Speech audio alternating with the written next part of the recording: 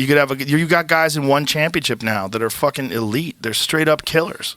They're as good as anybody alive, and they fight over in Asia.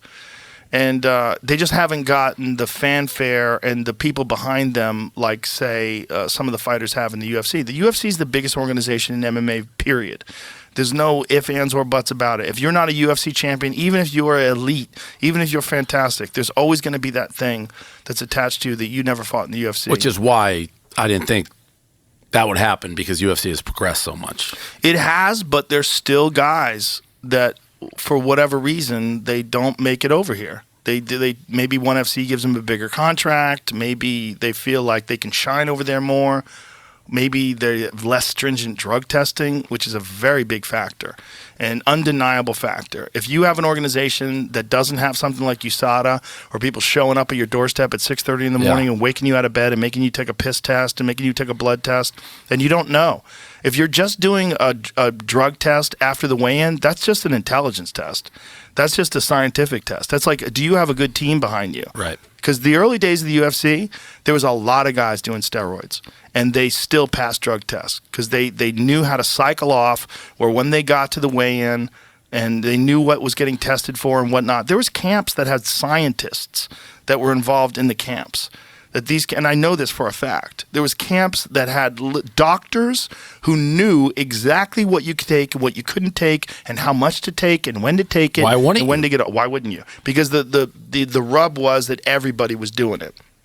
And then USADA came along, and you saw physiques melt. You saw dudes who were just fucking. I mean, I would take, if I thought I wasn't going to get caught, I would take steroids in 2 seconds. Especially if everybody else was taking it. Yeah. Especially. I mean, that's one thing I've never, whether it's baseball, anything.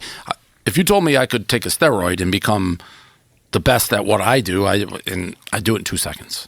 If you're in a sport where everybody's doing it, like if you're in a sport like bodybuilding, which you could say is a sport or not a sport, but, you know, because they're competing just based on the way they look, I think it's still a sport, but it's complicated. If you have a sport like bodybuilding and everyone's doing steroids and you say, I'm not going to do steroids, well, guess what? You're not going to win. Right. You're not going to win. You're not going to be in it. You can't be Dorian Yates. You can't be Ronnie Coleman. You can't be those guys unless you're taking steroids. That's just the sport. And that's like where a lot of sports are right now. There's certain sports like grappling. Gordon Ryan, who's the greatest grappler of all time, openly admits to taking performance-enhancing drugs, openly talks about it because everybody's doing it. And he's just honest. He's just like, yeah, I take them. Everybody's taking them. They're not illegal in our sport. And if you look at him, he looks like a guy who takes performance-enhancing drugs. He looks like a fucking Greek god. But you can't look at him. That's Gordon Ryan. I mean, not only is he the greatest. He looks like Zeus. He's the greatest of all time, and he's only 27 years old. What is he spray paint his beard? No, he died. He bleached blonde his hair. Or he looks like Zeus. He looks like he could be with the lightning bolt. But look at the fucking build on that guy.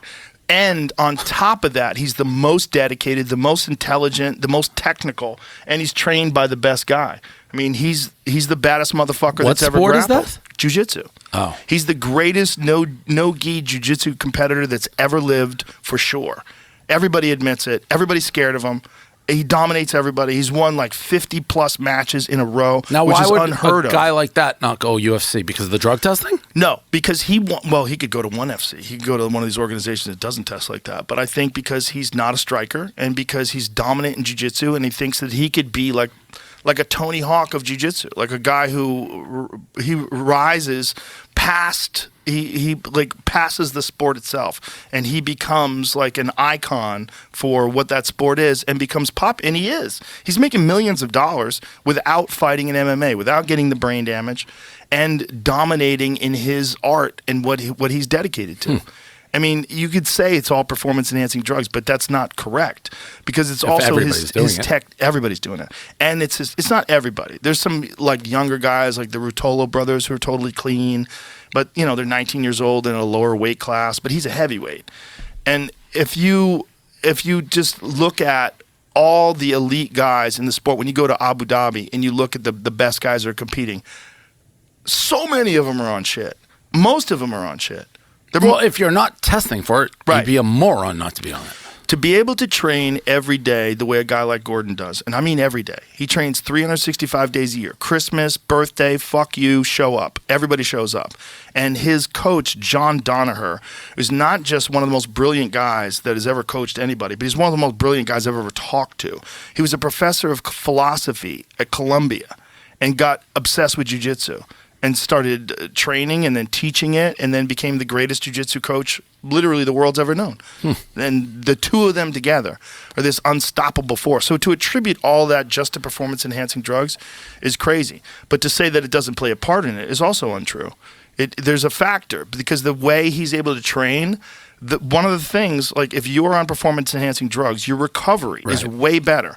So you're able to train far more than someone who's not on those things. Yeah. On top of that, his nutrition's on point. On top of that, his recovery, all the stuff that he does to get better. I mean, he's doing everything. He's doing everything right, and you can't stop it. Never heard of him. He's the motherfucker, dude. I believe it just looking at him. He's the motherfucker. Everybody, like he has these. That's him when he was like 17. Oh yeah, well there you go. Yeah, yeah. To like whatever he's in his early 20s there. Yeah, for sure on some shit, and openly admits it. But so are the guys he's competing against. I know for a fact. The guy he's dominated guys that are also on performance enhancing drugs. This is like